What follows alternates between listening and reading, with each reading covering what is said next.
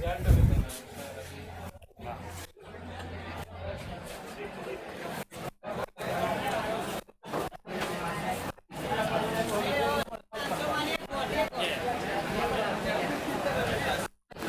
Hello hello hello.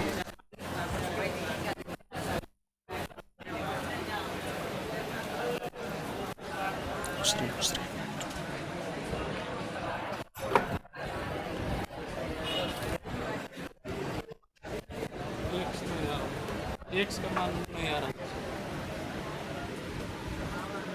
Parallel कौन कौन है? तो इसी क्वेश्चन को इसको बढ़ा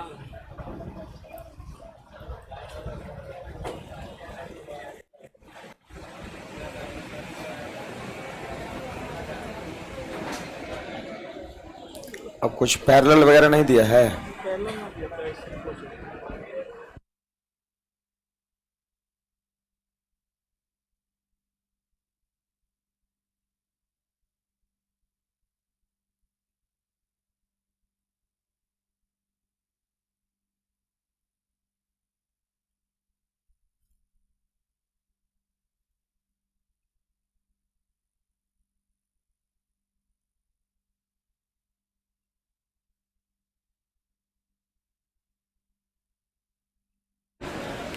गुड इवनिंग सभी को।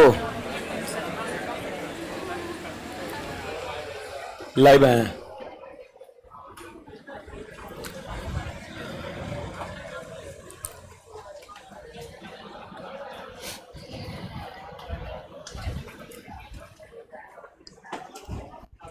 लास्ट में अच्छा वो एक दो सवाल रह गया था उसका, लाइन एंड एंगल का।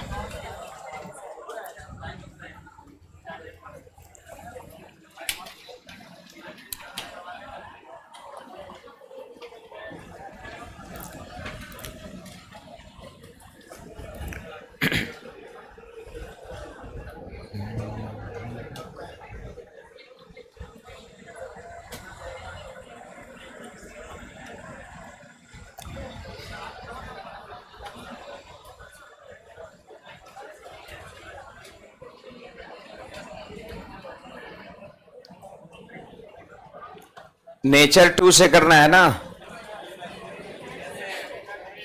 नेचर 3 सॉरी, हाँ यही। देखिए ऑनलाइन वाले विद्यार्थी भी ध्यान देंगे इधर। हमारा nature 3 9 number question line and angle का कह रहे ए बी कोई सरल रेखा है और सी एक बिंदु है जिसकी ए बी से दूरी 3 सेंटीमीटर और ए बी से 1 सेंटीमीटर और सी से 5 सेंटीमीटर है। तो सवाल कहता है कि सी से 5 सेंटीमीटर दूरी वाले बिंदुओं की संख्या कितना है। देखो ए बी कोई सरल रेखा है, तो यहां पर हमने एक पॉइंट ए ले लिया और दूसरा पॉइंट हमने यहां पे बी ले लिया। ए बी कोई सरल रेखा है, सी एक बिंदु है जिसकी ए बी से दूरी 3 सेंटीमीटर है। अब सवाल कहता है कि ए बी से दूरी जो है वो 3 सेंटीमीटर है बिंदु सी का। फिर कहता है कि ए बी से 1 सेंटीमीटर। थोड़ा लैंग्वेज अपने बुक में मिलाइएगा, तो पुराना वाला बुक है किसी के पास? सही है भाषा।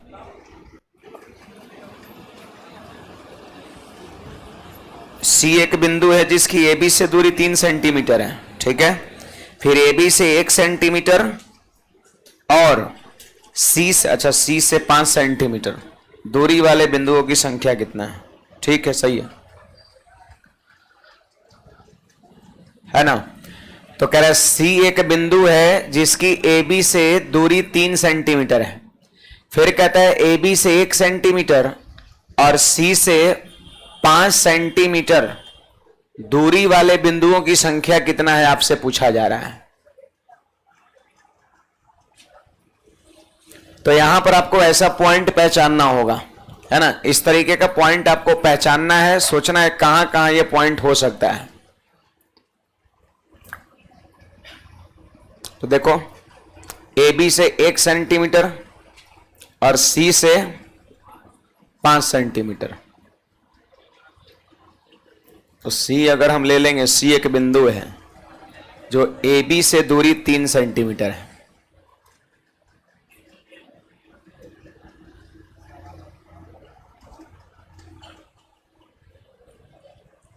फिर कह रहे ए बी से 1 और सी से 5।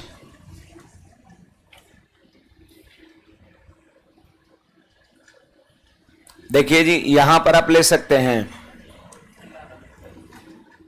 देखो यहां एक पॉइंट हमने ले लिया सी ले लिया, जिसकी ए बी से दूरी 3 सेंटीमीटर है। आप देख लो ए बी से ये जो दूरी है ना बिंदु सी का, वो है 3 सेंटीमीटर, आपका है 3 सेंटीमीटर है। फिर सवाल कहता है कि ए बी से 1 सेंटीमीटर, ये जो रेखा है ना इससे 1 सेंटीमीटर, और सी इस वाले बिंदु से 5 सेंटीमीटर दूरी वाले कै गो बिंदु होगा, कै गो बिंदु होगा, आपसे ये पूछा जा रहा है। तो देखो यहां पर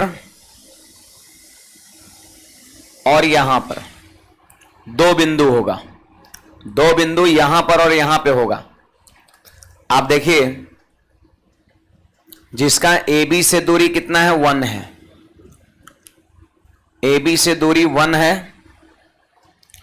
और यहां भी आप देख लो ए बी से दूरी कितना है 1 है,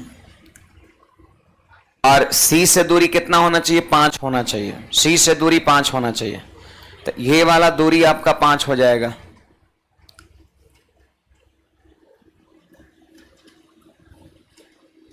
ये दूरी आपका 5 हो जाएगा। 2 बिंदु यहां पे होगा, और जानते हैं 2 गो बिंदु और इस तरफ होगा, कहीं पर बाहर में होगा।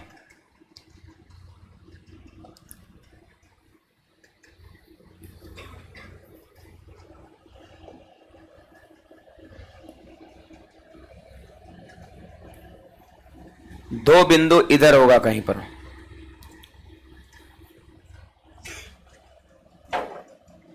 जो ए बी से 1 दूरी पे होगा,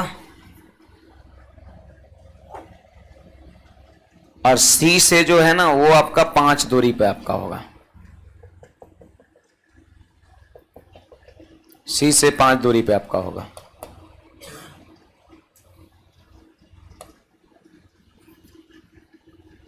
सी से 5 दूरी पे होगा।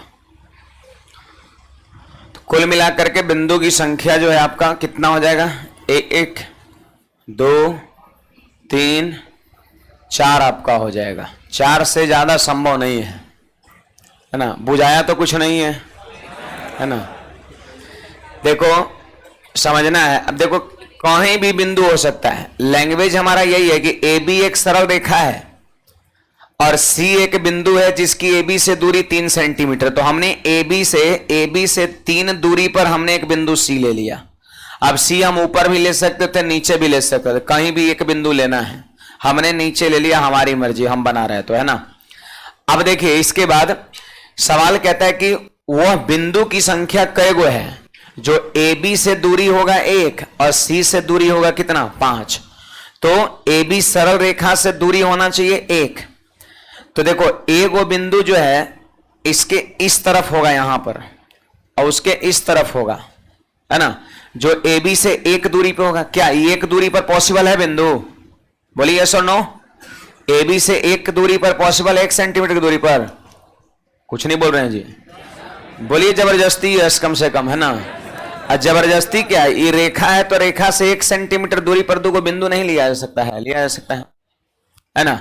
तो यहां से 1 सेंटीमीटर पर 2 बिंदु लिए लाइन के ऊपर, है ना। अब फिर यहां पर देखिए ऐसा नहीं कि कोई प्रूफ नहीं होगा, ये आंसर थोड़ी ना निकाला जाएगा, यही आपको पहचानना पड़ेगा कहां कहां हो सकता है। सोचिए मैंने यहां पे लिया जो 1 दूरी पर है। अब देखो ये वाला दूरी कितना है 3 है, ये वाला दूरी 3 है, तो इसीलिए हम थोड़ा इधर लिए हैं। इस तो बिंदु इसके सामने लिए, एक इधर लिए एक इधर लिए, ताकि ये वाला जो विकर्णवत जो है दूरी बने वो 5 बन सके, और यहां की दूरी ऐसे 5 बन सके। आपका 1 दूरी आपका इधर हमने ले लिया। अब सोचो क्या 1 दूरी इधर ले सकते हैं? नहीं ले सकते हैं, क्योंकि इधर जब ले लीजिएगा तो ये वाला दूरी कितना 1 और ये कितना 3, तो ये वाला दूरी कितना होगा? सी से दूरी सिर्फ 4 ही हो पाएगा। तो सी से दूरी 5 कब होगा? जब तिरछा लाइन जाएगा, मतलब एक वो इधर लेंगे कुछ और एक वो इधर लेंगे, तभी जाकर के ये 5 हो पाएगा। है ना। तो दो गो बिंदु इधर हो गया, और दो गो बिंदु उसी ए बी के नीचे होगा आपका। लेकिन थोड़ा सा देखो, यहां पे नहीं ले सकते हैं, इसके जस्ट नीचे लेंगे तो फिर ये दूरी 5 नहीं होगा, कम हो जाएगा ना, बहुते कम हो जाएगा। तो 5 सी से भी दूरी 5 कब होगा, सी से भी दूरी कब 5 होगा, जब ये बिंदु यहां से और उधर फेंकेंगे इसको, उस तरफ जब बिंदु जाएगा तब देखो ए बी से दूरी कितना हो गया, 1 है। और कोई तो ऐसा बिंदु उधर होगा, ए बी से 1 नीचे कोई तो ऐसा बिंदु होगा जहां सी से दूरी 5 रहा होगा, नहीं रहा होगा। इधर भी ठीक उसी प्रकार ए बी से 1 नीचे कोई तो ऐसा बिंदु हो सकता है, यहां हो, यहां हो, यहां हो, कोई तो उधर को ऐसा बिंदु होगा जो सी से दूरी कितना दे रहा होगा, 5 दे रहा होगा। तो यही बस हो गया, 4 गो बिंदु है, 1 हो गया, 2 हो गया, 3 हो गया, 4 हो गया, बस और क्या है। अगर आपको लग रहा है क्या बिंदु यहां पर नहीं हो सकता तो बोलिए हमें, उस पर हम तर्क वितर्क करते हैं, कुछ छापिए। यही है, ये सोचना होगा किधर 5 दूरी पर हो सकता है। दो कंडीशन है कि ए बी से दूरी होना चाहिए बिंदु का 1 और सी बिंदु से दूरी होना चाहिए 5। तो जस्ट इसके हम थोड़ा इस पे विचार करो, जस्ट इसके हम 1 ऊपर रखेंगे तो ये दूरी कितना हो जाएगा, 3 और 1 4। जबकि हमको सी से दूरी 5 करना है, तो थोड़ा सा बिंदु को उधर करेंगे, जब तिरछा जाएगा लंबाई बढ़ जाएगा 5। 2 गो ऊपर और 2 गो इधर, और इधर कहीं ना कहीं 2 गो बिंदु जरूर होगा, जबकि ए बी से दूरी 1 होगा और यहां से दूरी 5 रहेगा आपका। इस बिंदु को थोड़ा और इधर करेंगे तो फिर 5 नहीं रह पाएगा। तो 2 गो इधर पॉसिबल है नीचे में, और 2 गो यहां पे पॉसिबल है, 4 गो। कुछ कहना है किसी को, बोलिएगा।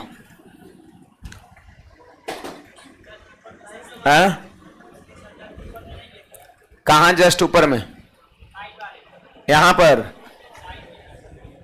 इसके ऊपर में, पी के जस्ट ऊपर में, बी कहां, इसके ऊपर में, यहां पे ठीक है, ले लिया। और दूसरा ए के ऊपर में, फिर 2 गो मत लीजिए फिर। ऐसा तो यहां से 5, यहां से इसकी दूरी भी 5 हो जाएगा और यहां से इसकी दूरी भी 5 हो जाएगा, बढ़ जाएगा। फिर सी से अगर ये दूरी 5 है इसका, देखो ई कितना है, 3 है, तो यहां लेंगे तो कितना होगा, 1 बढ़ेगा और तो 4 होगा। अब हमको ये दूरी 5 बनाना है, तो इस सामने ले रहे हैं तो 4 हो रहा है, तो थोड़ा सा उधर करो, इधर करिए, तो ये धीरे धीरे जैसे ऐसे ऐसे आएगा, लंबाई बढ़ते चला जाएगा आपका। तो एगो इधर होगा, एगो इधर होगा। अब अगर इसको आप 5 मान रहे हैं तो कोई दिक्कत नहीं, आप यहां मानो, लेकिन फिर इन 2 को हटा दीजिए फिर, क्योंकि ये भी दूरी 5 और फिर ये भी दूरी 5 नहीं हो सकता है। मतलब इशारा कर रहा है कि 2 गो ऊपरे होगा और 2 गो कहां होगा, नीचे होगा। अब चाहे यहां ले लो आप बिंदु की, यहां ले लो कि यहां ले लो कि यहां ले लो, 2 गो ऊपर लेना पड़ेगा और 2 गो नीचे लेना पड़ेगा, 4 गो होगा कोई स्थिति में। अब ऐसा तो नहीं होगा कि यहां भी ले लेंगे यहां भी ले लेंगे, तो गलत हो जाएगा। जब सी से ई दूरी 5 है तो फिर ये दूरी सी से 5 कैसे हो सकता है, कतई नहीं होगा आपका, फिर बढ़ जाएगा आपका। कुछ कहना है और बोलिएगा। चलो तो आगे बढ़ते हैं। ये देखिए हमारा 10 नंबर सवाल क्या कहता है। ये भी उसी तरह का सवाल है, यहां भी वैसे ही सोचना है। कहता है ए बी सरल रेखा है और सी एक बिंदु है जिसकी अनुलंब दूरी ए बी से 3 सेंटीमीटर है। देखिए ना, ए बी सरल रेखा है, यहां पर देखो ए और बी क्या है, ये भी सरल रेखा है। और कहता है कि सी एक बिंदु है जो ए बी से 3 दूरी पर है, तो यहां भी वही ले लीजिए, सी एक बिंदु ले लिए। पता है ए बी से दूरी कितना है, 3 है आपका, ए बी से दूरी 3 है आपका। उन बिंदुओं की संख्या क्या है जो ए बी से 1 सेंटीमीटर के अनुलंब दूरी पर और सी से 4 सेंटीमीटर की दूरी पर हो। सोचो जरा, वैसे कितने बिंदु होंगे जो ए बी से 1 दूरी पे होगा और सी से 4 दूरी पे होगा, सी से 4 दूरी पे होगा, तो 3 गो हो सकता है, एगो तो जस्ट ऊपरे हो जाएगा, एगो तो बिंदु जस्ट ऊपरे हो जाएगा। देखो ए बी से कितना दूरी पे होगा, एक ई वाला 3 है तो सी से दूरी 4 नहीं हुआ, एगो तो बिंदु जस्ट इसके ऊपर हो जाएगा। देखो ए बी से 1 दूरी है तो फिर सी से कितना हो जाएगा, 3 और 1 4, तो एगो बिंदु तो यहीं पे हो जाएगा। अब बाकी और किधर होगा, तो देखो इधर होगा आपका,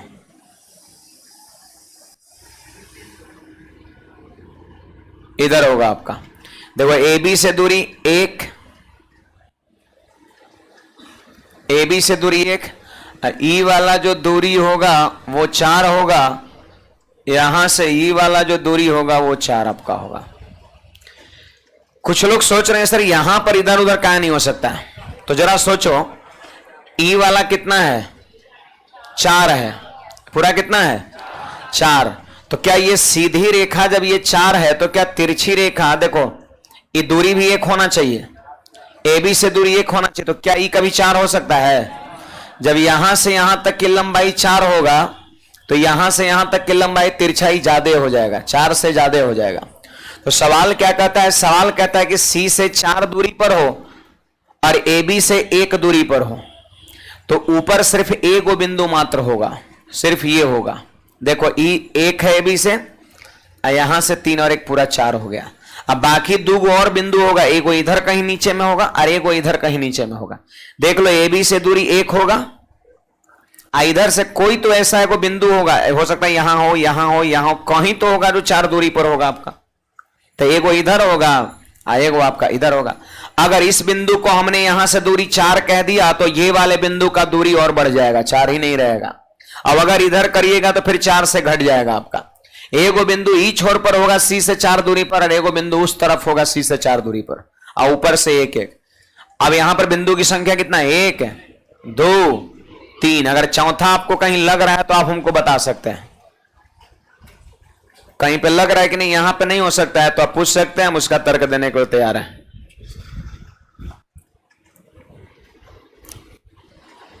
देखो ये थोड़ा प्रैक्टिकली क्वेश्चन है ना, और इसको इसी तरीके से सोचना है, इसका कोई सॉल्यूशन वगैरह आप नहीं कर सकते हैं, निकाल सकते हैं।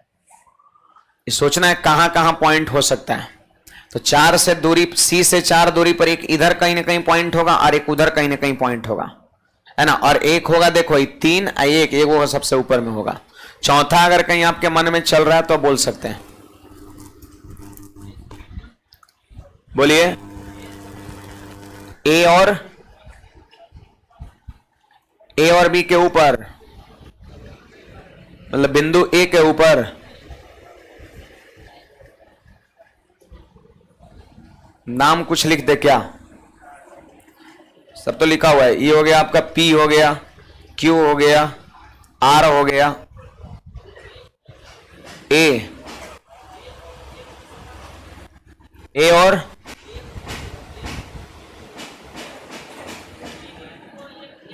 और पी के बीच में कहीं, मतलब इधर नहीं हो सकता है ना।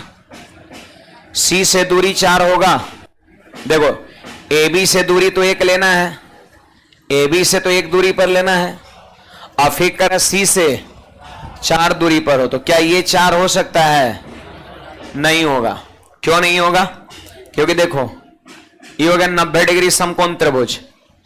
जब 3 1 4, जब लंब 4 है, लंब क्या है 4 है, तो कर्ण 4 कैसे हो जाएगा, पॉसिबल है, कर्ण हमेशा बड़ा होता है, तो 4 से बड़ा हो जाएगा तो फिर गलत है ये, फिर बिंदु यहां पे लेना नहीं।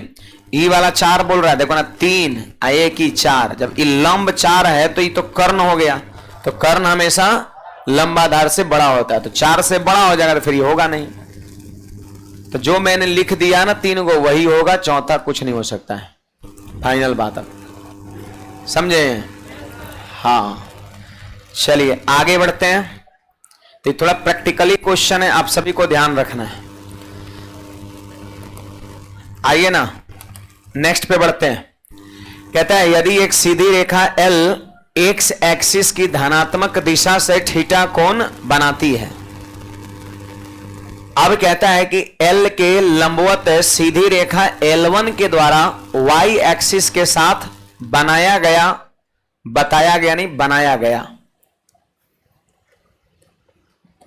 बनाया गया कोण कितना होगा आपसे पूछा जा रहा है। तो देखिए, यदि एक सीधी रेखा L एक्स एक्सिस से की धनात्मक दिशा से थीटा कोण बनाती है, तो ऐसा करिए ना, सबको पता है कि एक्स अक्ष यही है और ये कौन सा अक्ष है, वाई अक्ष आपका, और ये हो गया ऑरिजिन, हो गया मूल बिंदु।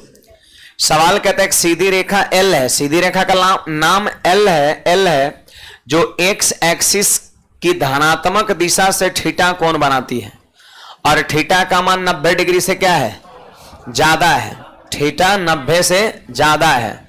तो जानते हैं फोटो ऐसा बनेगा, फोटो ऐसा बनेगा। देखो, एक्स अक्ष की धनात्मक दिशा, तो एक्स अक्ष का धनात्मक दिशा इधर है, देखो O से इधर, ये एक्स अक्ष का धनात्मक दिशा है। इधर एक्स का क्या है, आपको पता है एक्स उधर पॉजिटिव होता है और इधर एक्स नेगेटिव होता है आपका, है ना। ये है आपका positive direction of x axis, और इसी में थीटा कोण बनाती है, थीटा का मान 90 से ज्यादा होता है। देखो यही थीटा है, यही थीटा है, और आप देख लो 90 से ज्यादा है कि नहीं है ना। देखो एक्स अक्ष की धनात्मक दिशा पर कोण बना रही है। इस रेखा का नाम हम कहिएगा तो दे देंगे L, इस रेखा का नाम है L जो थीटा कोण बनाती है और थीटा 90 से बड़ा है। फिर कहता है कि तो L के लंबवत सीधी रेखा L1 के द्वारा y एक्सिस के साथ बनाया गया कोण कितना है। तो देखो, इसी L पर एक लंबवत रेखा खींचना है L1, देखो ऐसे खींच देंगे यहां पर, इसका नाम हो गया L1, और पता है ये इस पे क्या है, लंबवत है, लंबवत है।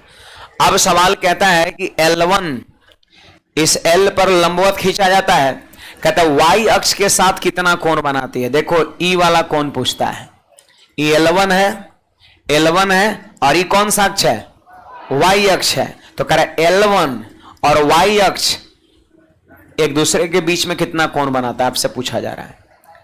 यही है, पढ़ लो कि L के लंबवत सीधी रेखा L1 के द्वारा y अक्ष के साथ, देखो L1 है रेड वाला, ब्लू वाला है y1, y अक्ष, तो इसके साथ कितना कोण बनाएगी, आपसे ही चीज पूछा जा रहा है। समझ आ रहा बात है। अब देखो इस पे लंबवत भी हो गया, आपका लंबवत भी हो गया। चलिए इसको आप सॉल्व करने का प्रयास करिए। अब हमारा मेन मकसद है यहां तक पहुंच जाना, यहां तक पहुंच जाना। अब देखो कैसे ये हो सकता है, तो आप सारे विद्यार्थी बताइएगा, सारे विद्यार्थी बताइए, ये पूरा कोण कितना है, 90 है क्या। अरे दोनों अक्ष क्या होता है, एक दूसरे पर परपेंडिकुलर होता है। एक्स अक्ष वाई अक्ष दोनों अक्ष एक दूसरे पर परपेंडिकुलर होता है, सबको पता होनी चाहिए। अब देख लो, देखो ये त्रिभुज का नाम कहिएगा तो दे देंगे हम A, इसका नाम दे दो O इस बिंदु का, और इस बिंदु का नाम दे दो B, है ना। तो त्रिभुज AOB का ये बहिष्ठ कोण है क्या, तो बहिष्ठ कोण क्या इन दोनों के सम के बराबर होगा।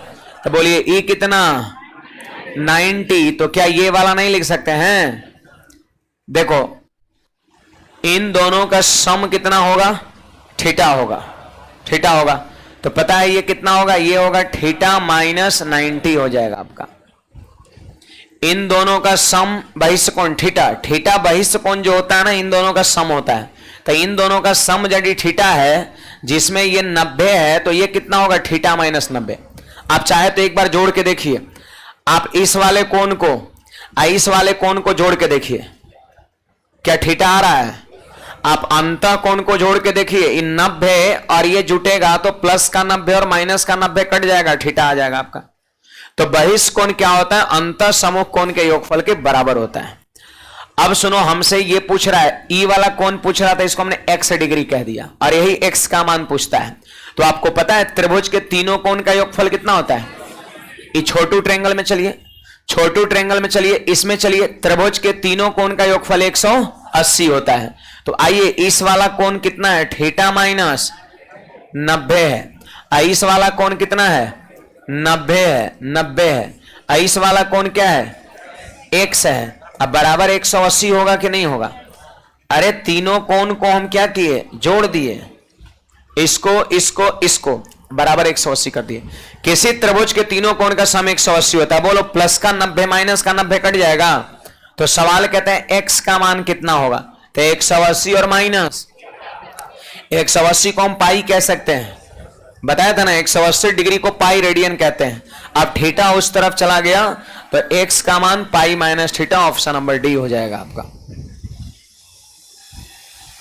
तो यहां पर पहले तो आपको लैंग्वेज पढ़ के सटीक फोटो तैयार करना है, जैसे जैसे कहा है वैसा ही तैयार किया है, और उसके बाद फिर इजीली कर लेना है। देखो बहिष्ठ कोण थीटा है तो इन दोनों का सम थीटा होगा, जिसमें ये अकेले 90, तो जाहिर सी बात है थीटा माइनस 90। फिर इस छोटू ट्रायंगल में चलेंगे, छोटू ट्रायंगल के तीनों कोण का सम 180 होगा, तो ये थीटा माइनस 90, ये 90 और ये x जोड़ के 180 किए, x का मान निकाल लिए। 180 डिग्री को ही हम लोग पाई बोलते हैं, तो पाई हमने लिख दिया और थीटा उस तरफ जाकर माइनस हो गया, ऑप्शन नंबर डी हो गया आपका। आया कुछ बात समझ में?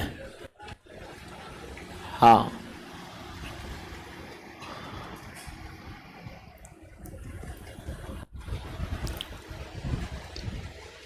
चलो हमारा इसका एक आखिरी सवाल यहां पर बचा है।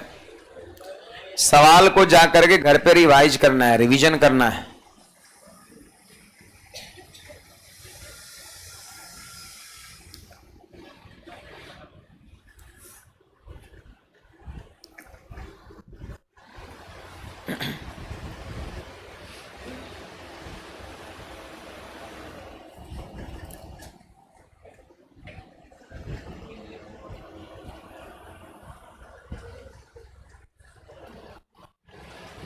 चलिए हमारा नेक्स्ट क्वेश्चन देखिएगा सब लोग।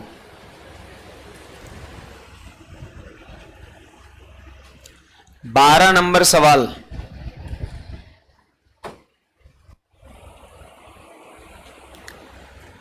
क्वेश्चन नंबर 12 देखो आप सब लोग, हटाएं इसको।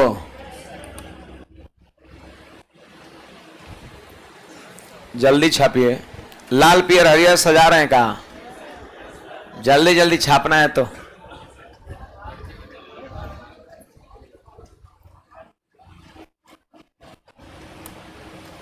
चलो खत्म हो गया। आइए, रेखाओं L और M के बीच का कोण 35 डिग्री है। दो ठो रेखा है, एक L है और दूसरा M है, और उसके बीच का कोण 35 डिग्री है। कहता है यदि रेखा M को इस पर स्थित किसी बिंदु P के तहत वामावर्त दिशा में घुमाया जाता है। देखो यहां पर ये हो गया आपका L हो गया, ठीक है, और यहां पर देखो ये रेखा जो है ना, ये रेखा जो है M है, देखो ये है L और ये है M है, और मान लीजिए ये पॉइंट जो है ना ये आपका P है।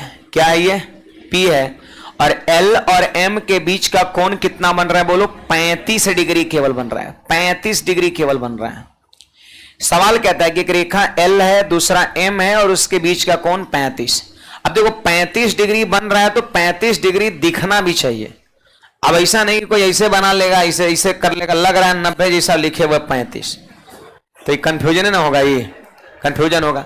तो 35 है तो 35 जैसा लगना भी चाहिए, ऐसा नहीं कि 90 का डायग्राम बन रहा है और लिखे हुए आप 35, तो फिर कंफ्यूजन हो जाएगा आपका। आगे और बढ़ाइएगा तो अब देखिए यहां 35 जैसा लग रहा है बिल्कुल। अब कहता है कि रेखा M पर स्थित किसी बिंदु P के तहत, देखो रेखा M पर एक बिंदु P है, कहता है P के तहत वामावर्त दिशा में, वामावर्त जो होता है वो क्या होता है जानते हैं? एंटी क्लॉकवाइज होता है वामावर्त, हाँ एंटी क्लॉकवाइज होता है। दक्षिणावर्त मतलब होता है क्लॉकवाइज, वामावर्त मतलब हो गया बायां हाथ, बायां हाथ ऐसे घूमना। अब दक्षिणावर्त हो गया ऐसे आपका, दक्षिणावर्त मतलब होता है क्लॉकवाइज, घड़ी की जो दिशा होती है। वामावर्त मतलब घड़ी के विपरीत दिशा, जो बाएं हाथ तरफ, बाएं हाथ तरफ ऐसे घूमे, वामावर्त। आई दक्षिणावर्त मतलब दाहिने हाथ तरफ, दक्षिणावर्त दाहिने हाथ, है ना। तो आइए 45 डिग्री एंटी क्लॉकवाइज में इसको घुमा देना है, और इस प्रकार प्राप्त नई रेखा M1 हो गया। देखो ये रेखा क्या है? M, ये जो रेखा है ये M है, और 45 डिग्री और घुमा देना है, मतलब ई वाला इसे पकड़ के एंटी क्लॉकवाइज, इधर इधर एंटी क्लॉकवाइज होता है, घड़ी का विपरीत। तो घड़ी का विपरीत इस रेखा को पकड़ के इसे घुमा देना। देखो इसको फिक्स रखना है, इस वाले पकड़ के इसे घुमा देना है। कै डिग्री? 45 डिग्री। कितना? 45 डिग्री। आयकर नाम हो गया, आप जानते हैं क्या? M1 नाम हो गया इसका, M1 हो गया। साफ लिखा है कि 45 डिग्री घुमाया जाता है, इस प्रकार प्राप्त नई रेखा M1 है। तो रेखा L तथा M1 के बीच का कोण कितना है? तो देखो रेखा L है, I हो गया M1, इसके बीच का कोण आपसे पूछता है। रेखा L और M1 के बीच का कोण पूछता है। तो ऐसी स्थिति में आंसर जो हमारा होगा वो 35 डिग्री पहले वाला, अब 45 डिग्री और बढ़ाए हैं, इसको जोड़ देंगे तो 80 डिग्री अब कोण हो जाएगा। ऑप्शन नंबर कौन सा? बी हो जाएगा। यही सवाल है यहां पर। 45 और 35 को हम जोड़ देंगे, हमारा आंसर जो होगा वो 80 डिग्री हो जाएगा। आप बताओ किसी को कोई समस्या है तो?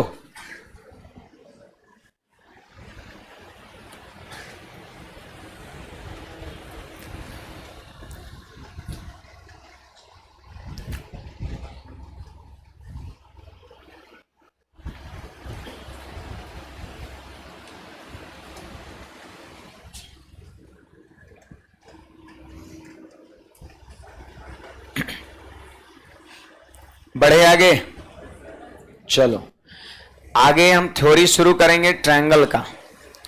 हमारा अगला जो है ना टॉपिक है वो हमारा ट्रायंगल है। हमारा जो अगला टॉपिक है वो आपका ट्रायंगल है। लाइन एंड एंगल में जितनी सारा बातें आपको बताया है उन सारी चीज को आप रिवाइज करिए। सवाल भी मैंने कराया है, उन सारे सवाल को आप बार बार बनाइए। मेन उसमें सवाल में जो यूज हो रहा है ना, एकांतर कोण, संगत कोण, शीर्षाभिमुख कोण, पैरेलल लाइन, उन सारी चीज पर गहन अध्ययन करना है। मतलब चीजों को समझना है। हर सवाल में जैसे हमने ये इधर ही क्यों बढ़ाया 45 डिग्री, तो इस पे आपको मंथन करना है। साफ लिखा है क्वेश्चन में वामावर्त दिशा। अब वामावर्त का मतलब होता है एंटी क्लॉकवाइज या काउंटर क्लॉकवाइज भी होता है। इसका मतलब घड़ी के विपरीत दिशा में पीप को फिक्स रख के एम को घुमाया गया है। तो ये 45 हुआ। फिर कहता है कि एल और नया रेखा M1 बनाकर बीच का कोण बताइए। तो पहले से तो 35 ये था और 45 और उधर बना, तो ओवरऑल 35 + 45 80। मतलब हर पॉइंट को बार बार रिवाइज करना है, रीड करना है। समझे बात को? हाँ, ज्योमेट्री में थोड़ा मेहनत आपको करना है, क्योंकि ज्योमेट्री को लोग ऐसा ही मानता है कि थोड़ा होता है इसमें रस है ना, तो उसको करना होगा आपको। चलिए बाकी सब लोग हेडिंग लगाइएगा। Triangle, triangle, triangle.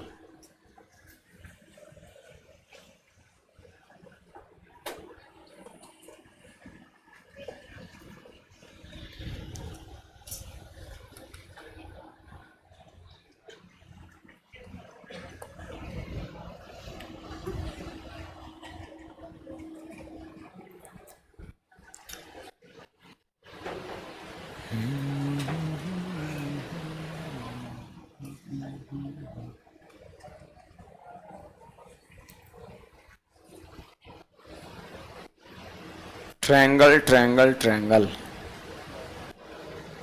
हाँ, आ गया त्रिभुज।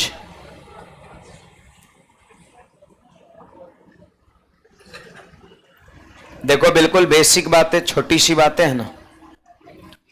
सबसे पहली चीज तो त्रिभुज की परिभाषा है क्या? कि 3 भुजाओं से बंद आकृति, 3 सीधी रेखाओं से बंद आकृति त्रिभुज कहलाएगी। 3 सीधी रेखाओं से बंद आकृति त्रिभुज कहलाएगी। तो आप यहां पर देख सकते हैं डायग्राम तो ऑलरेडी बना हुआ है, और ये आप देख सकते हैं बंद आकृति है और इसमें 3 सरल रेखा है। पहला AB है और दूसरा BC है और तीसरा कौन है? AC आपका है, AC है। अब यहां पर आप सब लोग देख सकते हैं कि इन 3 रेखा से घिरी आकृति त्रिभुज तो कहलाई। त्रिभुज को हम कैपिटल लेटर से दिखाएंगे। देखो ABC सब कैपिटल में है। इस वाले बिंदु को जिस पर 2 रेखाएं मिल रही है, इसको पता है हम क्या कहते हैं? इसको शीर्ष कहते हैं, वर्टिसेज कहते हैं, शीर्ष। और यहां पर ये जो दिख रहा है ना, तो रेखाओं के बीच का जो झुकाव है, इसको क्या कहेंगे हम? कोण कहेंगे।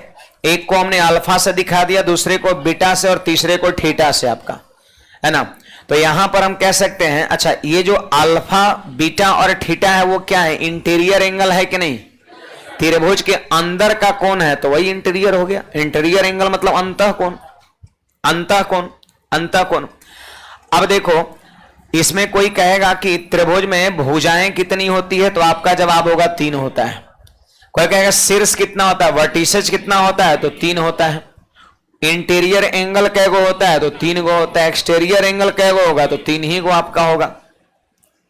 अगर इसमें ऊंचाई खींचने की बात हो जाए सिर से, तो सिर से ए से आप एक ऊंचाई खींच सकते हैं सामने वाले भुजा पर, बी से आप एक ऊंचाई खींच सकते हैं एसी पर, और सी से एक ऊंचाई आप खींच सकते हैं एबी पर।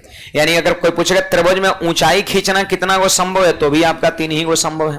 तो देखो यहां पर कुछ कुछ लिखा है, वर्टिसेज, वर्टिसेज बोले तो शीर्ष कितना गो, 3 गो। इंटीरियर एंगल कै गो, 3 गो। एक्सटीरियर एंगल भी कै गो, 3 ही गो। साइड भी कितना गो, 3 ही गो। परपेंडिकुलर, परपेंडिकुलर मतलब सीधा लंबवत, लंब खींचना, तो लंब भी 3 ही गो खींच सकते हैं हम। हर सिर से एक लंब, एक लंब यहां से, एक लंब यहां से, एक लंब यहां से, लंब या उसी को हम हाइट कहेंगे, है ना। इस सब की संख्या त्रिभुज में कितना होता है, 3 होता है। इस बात का ख्याल रखना है, त्रिभुज में इन सभी की संख्या 3 होता है। इसमें जानते हैं वर्टिसेज को कैपिटल लेटर से दिखाया जाता है, लेकिन भुजा की लंबाई को स्मॉल लेटर से। जैसे यहां पर बीसी की लंबाई को हम क्या कह सकते हैं, स्मॉल ए कह देंगे। आप देख लो एसी के लंबाई को क्या कहेंगे, स्मॉल सी कहेंगे, और एसी के एबी के लंबाई को, और एसी के लंबाई को स्मॉल बी कहेंगे। देखो इस शीर्ष है कैपिटल लेटर, कैपिटल ए, तो सामने वाले भुजा की लंबाई स्मॉल ए। अगर ये शीर्ष कैपिटल बी है तो सामने वाले भुजा की लंबाई स्मॉल बी। अब अगर ये कैपिटल सी है तो सामने वाले भुजा की लंबाई स्मॉल सी। आपका जनरली यही होता है, त्रिभुज है या कोई बंद आकृति है ज्योमेट्री में, तो उसको दिखाया जाता है कैपिटल लेटर से, लेकिन जो भुजा की लंबाई होता है ना उसमें उसको स्मॉल लेटर से दिखाते हैं। तो ये भी छोटी सी जानकारी आप सभी को होना चाहिए। जल्दी से इतना छापिएगा, फोटो भी उतार लीजिएगा। इंटीरियर एंगल भी 3 ठो, एक्सटीरियर एंगल भी 3 ठो, साइड भी 3 ठो, परपेंडिकुलर भी 3 ठो, वर्टिसेज भी 3 ठो, है ना। एंगल को कैपिटल लेटर से, भुजा को स्मॉल लेटर से दिखाएंगे हम।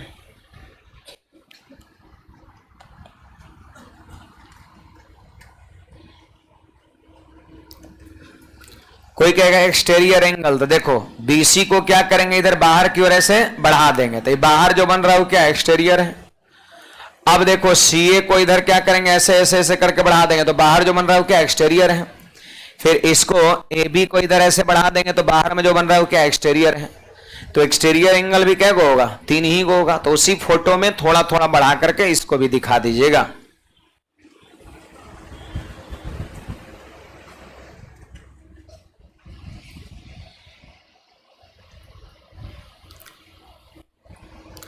एक्सटीरियर भी दिखा देना है।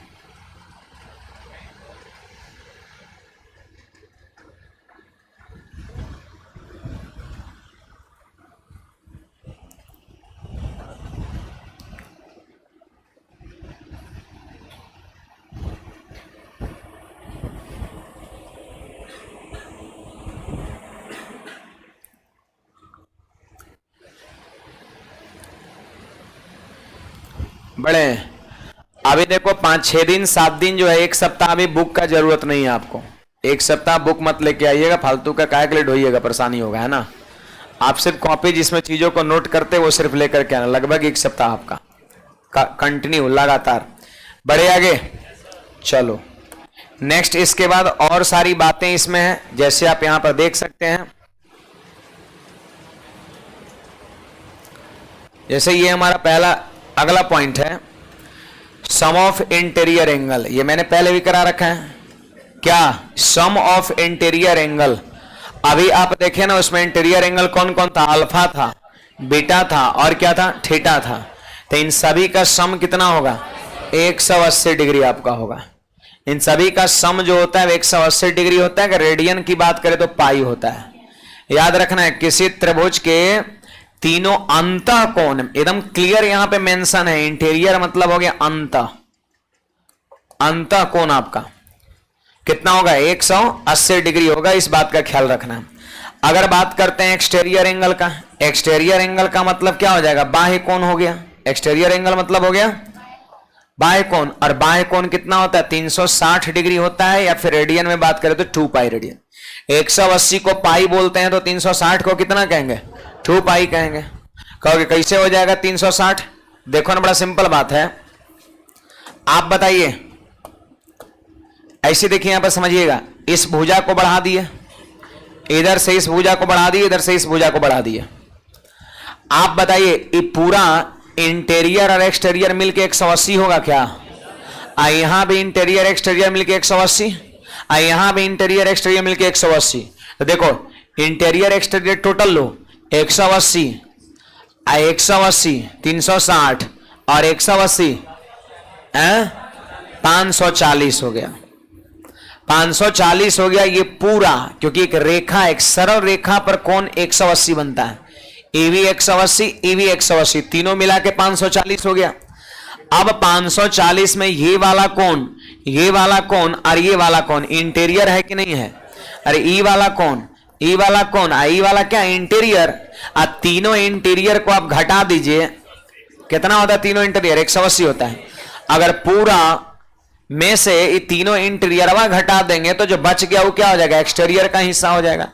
तो बताओ 540 में से 180 घटाएंगे तो 360 नहीं मिलेगा, तो 360 में सिर्फ एक्सटीरियर हो जाएगा। तो वही मैंने बताया कि इस त्रिभुज के तीनों अंतः कोण का योगफल 180 और बाह्य कोण का योगफल कितना होगा?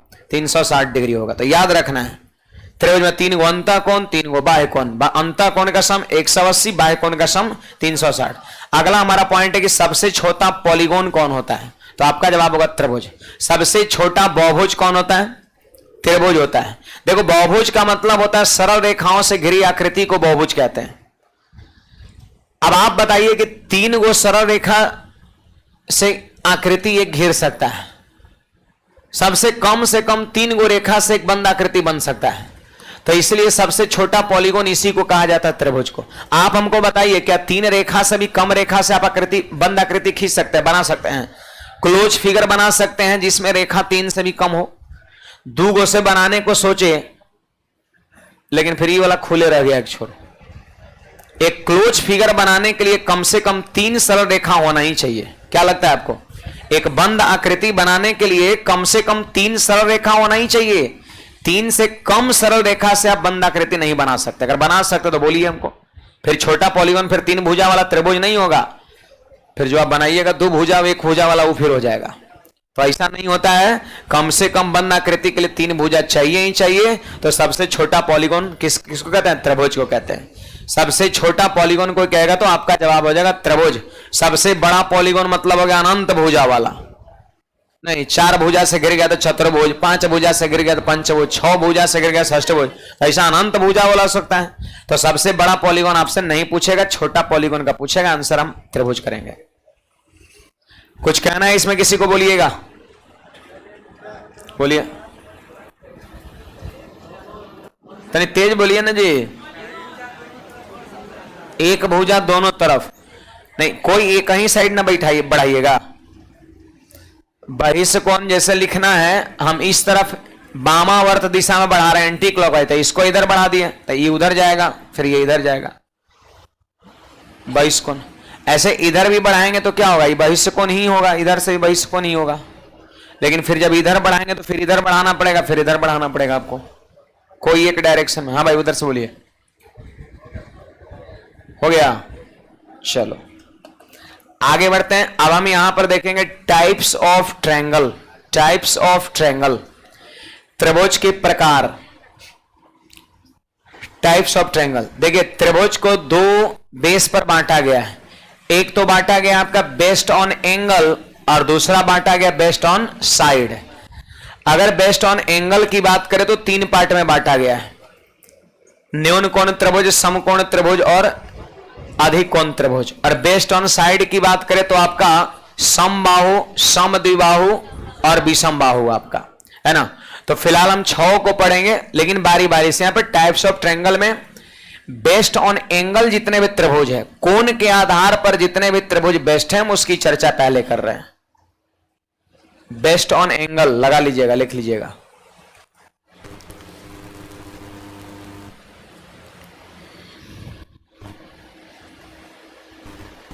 तनी सट सट सब छापते जाइए, तो इस समय ज्यादा टाइम नहीं देना है।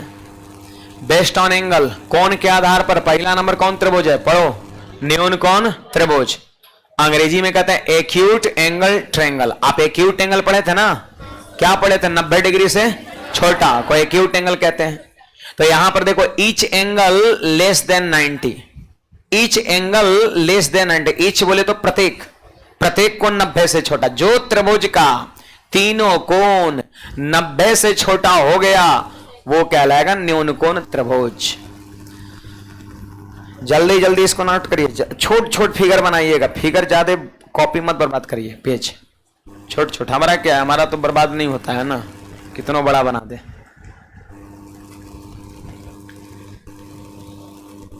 ना हमारा पन्ना खर्च होगा ना इंक खर्च होगा।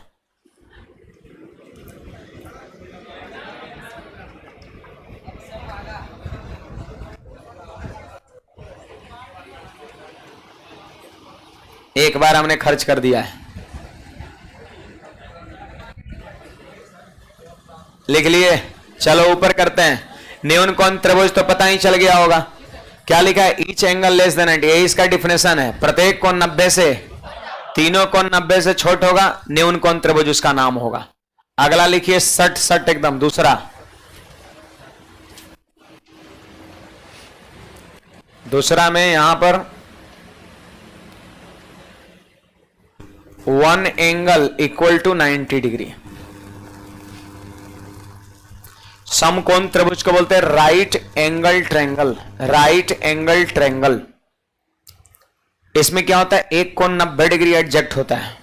अगर किसी त्रिभुज का एक कोण ठीक 90 डिग्री हो जाए, एक कोण ठीक 90 डिग्री हो जाए, एक कोण ठीक 90 डिग्री हो जाए, तो फिर ये राइट एंगल ट्रायंगल कहलाएगा।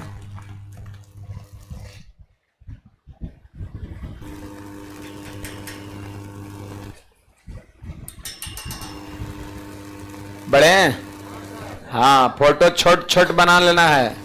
एगो कोण 90 तो हो जाएगा आपका अधिक, सॉरी समकोण त्रिभुज। और देखो यहां पर क्या है, वन एंगल,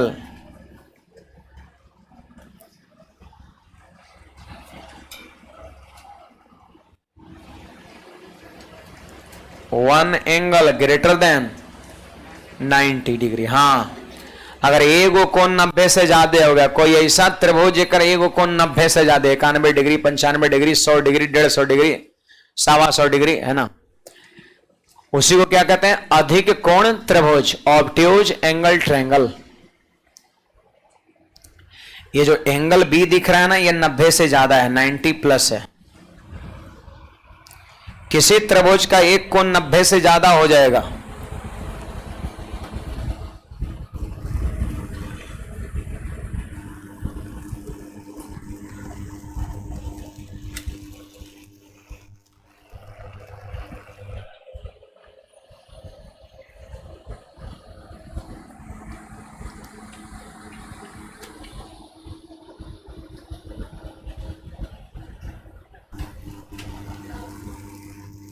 लिख लिए, एगो कोण 90 से ज्यादा तो उसको अधिक कोण त्रिभुज कहेंगे।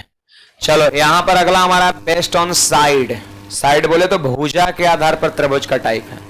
वो था बेस्ड ऑन एंगल, कोण के आधार पर। तीनों कोण 90 से छोटा तो न्यून कोण, एक कोण 90 तो समकोण, और एक कोण 90 जाए तो अधिक कोण। अब यहां पे हो गया बेस्ड ऑन साइड हो गया।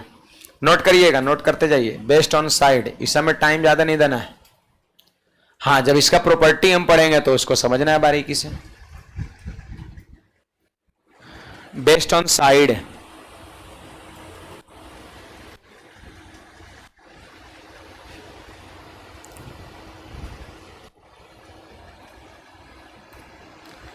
पहला नंबर कौन है, समबाहु त्रिभुज, जिसको कहते हैं इक्विलेटरल ट्रायंगल। इक्विलेटरल ट्रायंगल पता है नाम ही क्या है, सम मतलब समान और बाहु मतलब भुजा। बाहु मतलब भुजा होता है, तो समान भुजा वाला त्रिभुज समबाहु त्रिभुज है ना। इक्विलेटरल, इक्वी मतलब इक्वल, लेटरल डिस्टेंस वाला त्रिभुज। देखो जितना ए बी होगा उतना ही बी सी होगा, उतना ही ए सी होगा। जिस त्रिभुज की तीनों भुजाएं बराबर हो जाए वो त्रिभुज इक्विलेटरल है, समबाहु है। आगे बढ़ते हैं, आप 2 नंबर को जल्दी से नोट करो।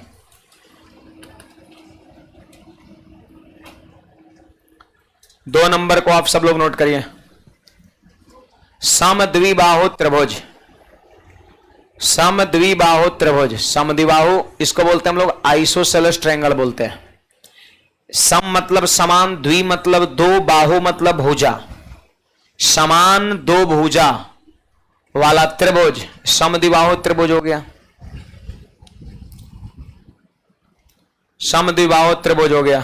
इसमें कौन कौन भुजा बराबर है? ए बी और ए सी बराबर है ना। ए बी और ए सी बराबर है। आप ए बी के सामने का कोण देखो कौन सा है? सी है। और ए सी के सामने का कोण कौन सा है? बी है। तो पता है कोण सी बराबर कोण बी भी आपका होगा, क्योंकि जानते हैं जब भुजा बराबर होता है ना तो उसके सामने का कोण भी आपस में क्या होता है? बराबर होता है। तो अगर ए बी और ए सी बराबर है तो सामने का कोण भी आपस में बराबर होगा। तो हम कह सकते हैं कोण सी बराबर कोण बी, या फिर कोण बी बराबर कोण सी कह सकते हैं इसे। समद्विबाहु त्रिभुज मतलब क्या? वैसा त्रिभुज जिसके दो भुजा बराबर है, तो दो को कोण भी बराबर होगा सामने वाला। अच्छा, समबाहु में 3 गो भुजा बराबर था। देखो जरा, समबाहु में 3 गो भुजा बराबर था, तो क्या तीनों कोण बराबर नहीं होगा? अब पता है तीनों कोण एकरा में कितना कितना होगा? बोलिए। तीनों मिला के 180 होता है। तीनों मिला के 180 होता है, जिसमें बराबर बराबर करना था। 60 60 60 60 60 60 है ना। 60 60 60 तीनों कोण इसमें बराबर होता है। यानी हम कह सकते हैं कोण ए बराबर कोण बी बराबर कोण सी। तो पिछलका में जो फोटो बनाया था उसको उसमें भी चीज मेंशन कर दीजिए। 60 60 60 समबाहु में बनाया था ना फोटो, अगर मैं 60 60 60 तो जल्दी से लिख लीजिए। और फिर क्या होगा? कोण ए बराबर कोण बी बराबर कोण सी। पिछले वाले में समबाहु में, समबाहु में। चलो इसके बाद 3 नंबर आप लिखिएगा विषम बाहु। 3 नंबर विषम बाहु। विषम बाहु, विषम मतलब क्या होता है? अलग अलग, बाहु मतलब भुजा, अलग अलग भुजा वाला त्रिभुज विषम बाहु त्रिभुज। अंग्रेजी में कहते हैं स्केलेन ट्रायंगल, स्केलेन ट्रायंगल। इसमें तीनों भुजाओं की लंबाई क्या होता है? अलग अलग होता है। इसमें तीनों भुजाओं की लंबाई अलग अलग होता है। देखो, ए बी का लंबाई कुछ होगा, बी सी का लंबाई कुछ होगा, एस सी का लंबाई कुछ होगा। तो हमने यहां पे लिख दिया A B is not equal to B C is not equal to A C, मतलब बराबर नहीं है, तीनों बराबर नहीं है। इसका मतलब क्या? अलग अलग है।